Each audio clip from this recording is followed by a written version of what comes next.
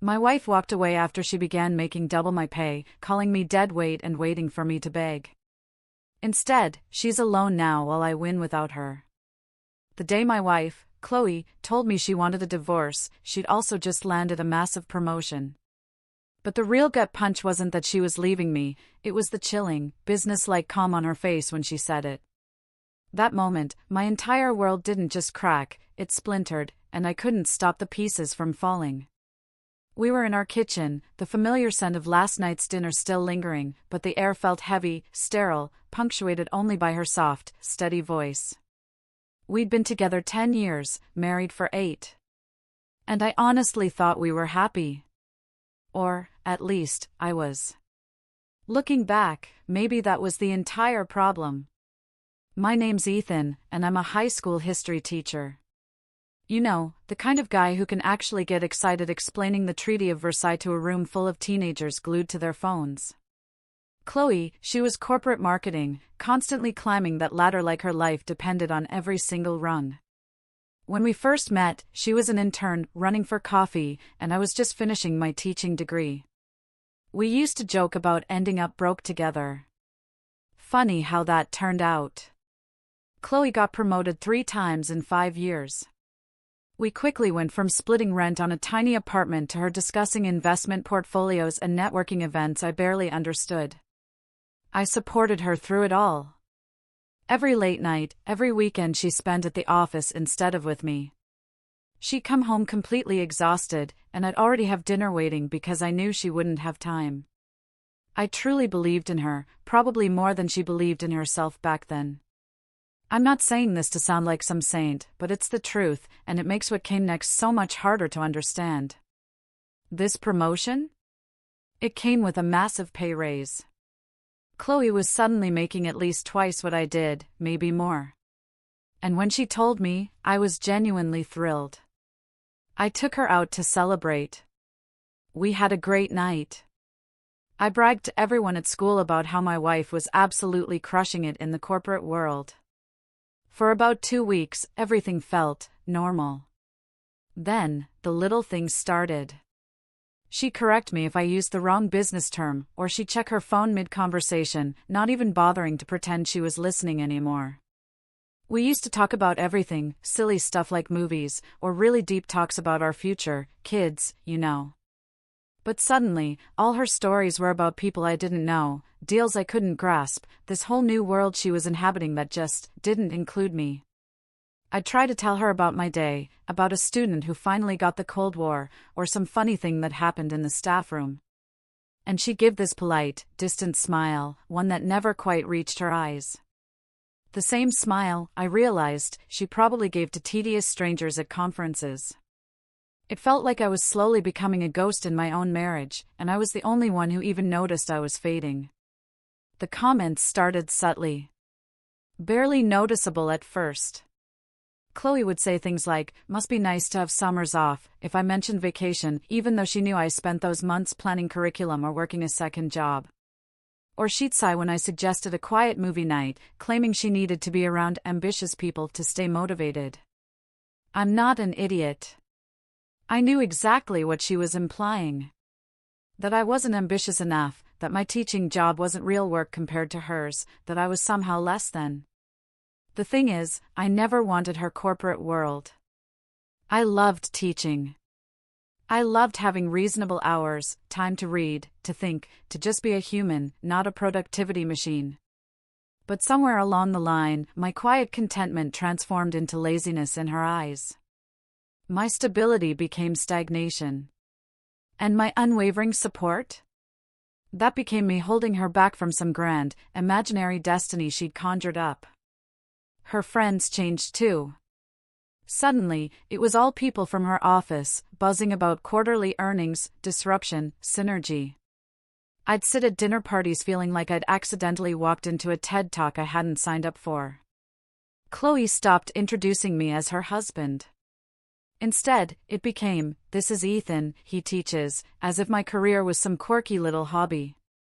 One particular dinner party at her colleague's place hammered at home. I was in the kitchen, holding a beer, while Chloe was holding court in the living room, talking about a new campaign. This guy in an expensive suit asked what I did. When I said I taught high school history, he actually laughed, like I'd told a joke. Then, seeing I was serious, he just said, "Oh, that's nice. Someone's got to do it." Like teaching was community service, not a vital career. I glanced at Chloe, hoping she'd heard. She had. But she just kept talking. She didn't defend me. Didn't even acknowledge it. That was the moment I knew something had fundamentally broken. The Chloe I married would have instantly shut him down, would have fiercely defended me, spoken about how crucial teachers are. But this new Chloe, this senior director version, she'd already mentally filed me away as someone not worth her social capital. I left that party early, mumbled something about a headache. She barely looked up from her conversation to say goodbye. 6 months after that big promotion, Chloe came home early on a Wednesday. That was unheard of, she usually worked until 8 or 9. She asked if we could talk, and she had this carefully composed look, like she'd practiced every word, rehearsed this exact moment, maybe even with a therapist I didn't know she was seeing. We sat at our kitchen table, the same one where we'd shared countless breakfasts, and she folded her hands, just like she was about to deliver a presentation. "I've been thinking a lot about us," she started. I knew, instantly, where this was headed, but I let her speak. "I think we've grown in different directions. I think we want different things now. I think I need to be with someone who matches my energy and my goals." She didn't say it meanly, and that was the most jarring part. She spoke like she was explaining a rational business decision, as if our 8-year marriage was simply an underperforming asset she needed to divest from. I asked if there was someone else. She looked almost offended, as if I'd questioned her integrity. "No," she said. "This isn't about another person. This is about me needing to focus on myself and my career, without feeling guilty about leaving you behind." I just sat there, processing. And then it hit me, Chloe was waiting. Waiting for me to fight, to beg, to promise I'd change, to make a dramatic scene. But here's the thing, I'd been fighting for us for 2 years, quietly. By accepting her growing distance, by supporting her dreams, by constantly making myself smaller so she could feel bigger. And I was utterly exhausted. So, instead of begging, or crying, or arguing, or trying to change her mind, I just looked at her. "If this is what you need to be happy," I said, "I won't stop you." She actually looked startled, like she'd expected a battle. For a fleeting second, something flickered in her eyes, maybe doubt, maybe even disappointment that I wasn't giving her the dramatic confrontation she'd prepared for. But then it vanished. She nodded, professional again, and immediately started discussing logistics, how we'd split things, how she'd already spoken to a lawyer, and could even recommend one for me. It clicked then. Chloe hadn't come home to discuss divorce, she'd come home to inform me that we were divorcing. She'd made this decision weeks, maybe months ago. In her mind, our marriage was already over. I was just the last one to get the memo. The divorce took 3 months to finalize. Chloe thought that was an eternity, I thought it was incredibly fast to dismantle 8 years of marriage. She was surprisingly generous with the split, and I mean that without sarcasm. She let me keep the apartment, because she was already moving into some luxury high-rise downtown that cost more each month than I made in 3. She took most of the furniture, claiming it fit her new aesthetic or whatever. I didn't fight her on any of it. Honestly, I just wanted it to be over. The day she came to get her last things, she paused in the doorway, scanning our now empty apartment as if trying to recall why she'd ever lived there. Then she simply left, without a word. I stood there, amidst all that hollow space, surrounded by the ghosts of furniture that used to be there, and I waited. I waited to crumble, for the crushing loneliness, the panic, the regret. But it never came. Instead, what washed over me was this bizarre lightness, like I'd been holding my breath for 2 years, and someone had finally told me it was okay to exhale. That first week after Chloe moved out was strange in ways I hadn't expected.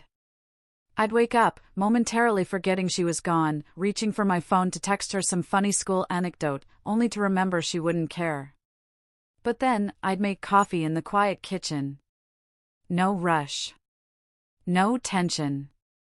Nobody sighing at me for using the wrong mug or taking too long. And I'd realize the apartment felt bigger. Roomier, somehow. My friends from school kept checking in, asking if I was okay, offering to take me out or set me up. I appreciated it, truly, but I didn't need it. What I needed was to rediscover who I was, without constantly measuring myself against Chloe's soaring success. I started running in the mornings before school. Not to get fit or impress anyone, but because I needed an outlet for all the nervous energy I'd been bottling up for years. At first, I could barely make it around the block. But I kept going. There was something strangely satisfying about pushing my body until my brain finally quieted down for a while. I won't pretend that first month was easy. There were nights I'd lie awake, wondering if I'd made a mistake not fighting harder. Should I have begged her to stay? Was I really the problem? But then I'd recall the sheer exhaustion of those last 2 years. Every conversation a minefield. How I'd started censoring myself around her, knowing my life was now too small for her. I remembered that suffocating feeling of shrinking, of apologizing for simply existing, of watching her look at me like I was something she'd simply outgrown. And I understood then that fighting for that marriage would have only meant fighting to feel inadequate for the rest of my life. Chloe had convinced me my teaching job was just a cute hobby, my contentment a weakness, my support for her just proof I lacked ambition. And the messed up part? I'd started to believe it. I'd actually thought she might be right, that I was holding her back just by being myself. 2 months after the divorce was final, I finally joined a local hiking group a coworker kept pestering me about. I figured it was better than cooping myself up, overthinking everything all weekend. And it was exactly what I needed. These people didn't care about corporate ladders or quarterly earnings. They just wanted to hike, enjoy nature, and talk about normal, human stuff, books, music, the best kind of trail mix. I started sleeping better, eating better. I even found myself laughing at stupid jokes again, without that constant little voice in my head telling me I should be doing something more productive. One Saturday, I was cleaning a drawer and found an old photo from our 3rd anniversary. Both of us, laughing, in some restaurant we probably couldn't really afford back then. I just sat there, staring, trying to pinpoint the exact moment we stopped laughing like that. The Chloe in that picture looked at me like I was her favorite person in the world. And I remembered feeling like the luckiest guy alive because this brilliant, ambitious woman had chosen me. I put the photo in a box with the rest of our old things. Not to erase her, but because I finally understood that version of us was gone. Holding on to it was just holding on to pain. My coworker noticed I seemed different, lighter somehow, and asked if I was okay. I told him I was getting there, and the surprising thing was, I actually meant it. I even posted a few pictures on social media, nothing dramatic, just me on a mountain trail, or at a coffee shop with my hiking group. It wasn't to make Chloe jealous or prove anything. It was because, for the first time in years, I genuinely felt like I had a life worth sharing, a life worth documenting. That's when I started hearing things through mutual friends, little comments that Chloe had been asking about me.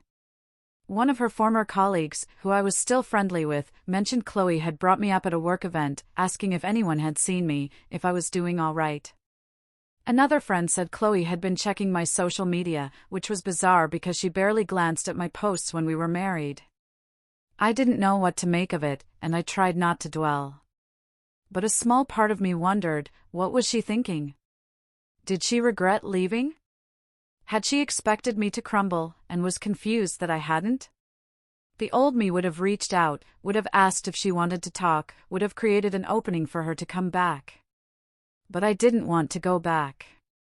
Not to that version of myself who apologized for taking up space, not to that marriage where I was constantly trying to be enough for someone who had already decided I never would be. A month after the divorce was final, I ran into Chloe outside a coffee shop downtown. I was with 2 friends from my hiking group, still in workout clothes, probably looking a bit disheveled.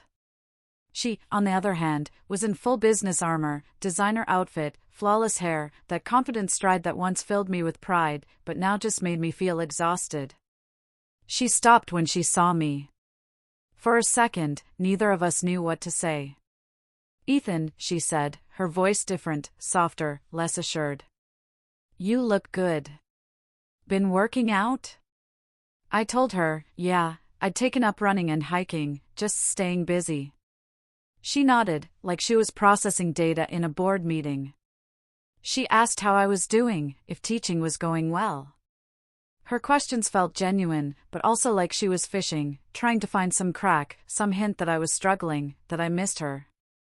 I told her I was doing really well, actually. Better than I'd been in a long time. And I meant it. She smiled, but it didn't reach her eyes. She looked at me like I was a stranger, like the person standing there wasn't the man she'd left months ago.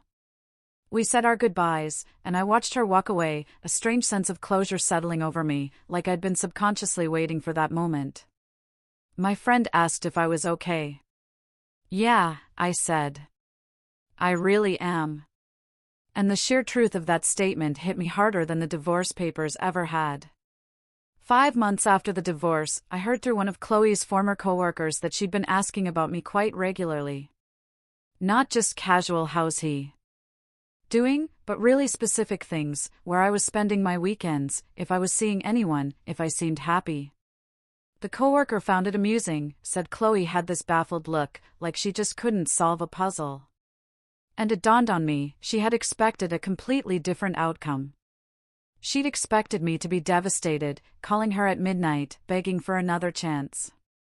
She'd probably envisioned me posting sad quotes on social media, or just letting myself go. Instead, I was quietly, unspectacularly thriving. And that probably drove her absolutely insane, because there was nothing for her to feel guilty about, nothing to feel superior to. I wasn't falling apart. I wasn't bitter. I was simply living my life.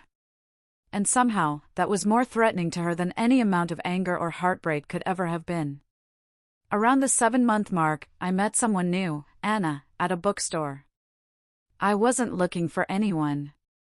I was genuinely just browsing the history section, as I often do on Saturday afternoons. She made a comment about the book I was holding, something about that author's interesting take on the Revolutionary War. We ended up talking for 20 minutes right there in the aisle, and it was the easiest conversation I'd had with anyone in years. Anna was a librarian. One of those rare people who truly loved books, not just the aesthetic of them. When she laughed at my terrible history jokes, I didn't feel like I was being humored, I felt seen. We exchanged numbers, started with coffee, then dinner, then long walks where we'd talk about everything and nothing. She knew I was recently divorced, but she didn't push for details or try to fix me. She just let me exist, exactly as I was. The difference between being with Anna and being with Chloe was like the difference between breathing easily and constantly holding your breath.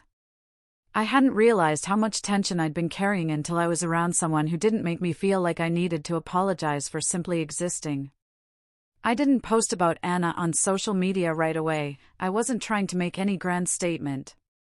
But eventually, there were pictures, us at a museum, on a hiking trail, at this little Italian place we'd discovered. I tagged her in a few. Nothing dramatic, just normal couple stuff. And apparently, that's when Chloe's mild curiosity mutated into something else entirely. A mutual friend told me Chloe had seen the pictures and spent 20 minutes grilling them about Anna, what she did for work, how long we'd been together, if it was serious. The friend said Chloe had this look on her face, like she'd just realized she'd massively miscalculated something important. Like she'd bet everything on a stock dropping, and it had unexpectedly doubled in value. I didn't take much satisfaction in that. Or maybe, being human, I took just a little. But mostly, I felt a quiet sadness for her. Because I realized she'd expected me to wait, to remain stuck in that moment of rejection, forever serving as proof that leaving me had been the right decision. One evening, about 9 months post-divorce, I was home grading papers when my phone rang. An unknown number. I almost ignored it, but something made me pick up. It was Chloe. Her voice was completely different, less confident, more tentative. She asked if we could talk. "I've been thinking about us a lot," she said, and I heard it then, a flicker of regret in her tone. "I think maybe I made a mistake. I think maybe I was too focused on the wrong things. I think maybe we gave up too easily." I sat there listening. 2 years ago, I would have jumped at this, said yes immediately, so grateful she was giving me another chance. But now, sitting in my quiet apartment, Anna's scarf draped over the back of my chair, a stack of her book recommendations on my coffee table, I felt nothing but a deep, almost exhausting clarity. I asked Chloe what had changed. She paused, then offered something vague about perspective and realizing what mattered. But what I truly heard beneath her words was this: she'd expected me to be broken, and I wasn't. She'd expected relief, and instead she felt loss.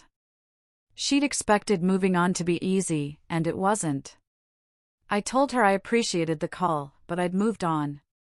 That I was seeing someone, and I was happy. There was a long silence on the other end. Then she asked if we could at least meet for coffee, for closure. I said no, as gently as I could, explaining that I'd already found my closure, that I'd spent months working through everything, and I was finally in a good place. "I thought you loved me," she said, her voice cracking in a way I'd never heard. "I did love you," I told her. And it was true. I loved you for years. I loved you when you were studying until 3 in the morning. I loved you through every promotion, every late night, every moment you needed me to be strong. But you stopped loving me the moment you decided I wasn't ambitious enough. And I spent 2 years fighting for us silently, while you were already planning your exit." She tried to interrupt, but I wasn't done. "You didn't leave because we grew apart. You left because you decided my life was too small for you. And the truth is, I was fighting for our marriage every single day just by staying and by supporting you. You just didn't see it as fighting because it wasn't loud or dramatic." After we hung up, I just sat there for a long time, thinking about how profoundly different I felt from the guy who sat at that same kitchen table 9 months ago, listening to her end our marriage. That guy had felt small, insufficient, like he'd utterly failed at being enough. This guy, no, knew the truth. The problem was never my job, my ambitions, or my contentment. The problem was Chloe. She had stopped seeing me as a partner and started seeing me as a limitation. I thought about all those years I'd made myself smaller, to make room for her success. How I'd swallowed my hurt when she diminished my career.